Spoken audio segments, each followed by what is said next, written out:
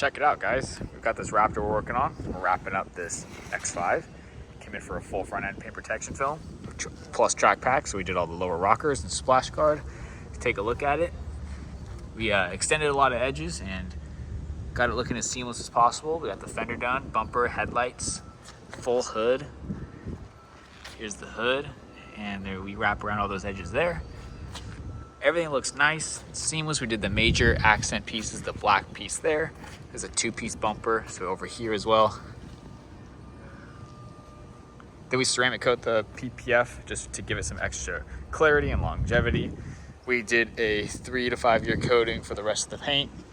We did some window tint while it was here. Overall, it's looking stunning. Really protected top to bottom. This is part of the track pack down here. We added a little splash guard. This edge of it is right there. So it protects anything that this wheel is gonna throw up.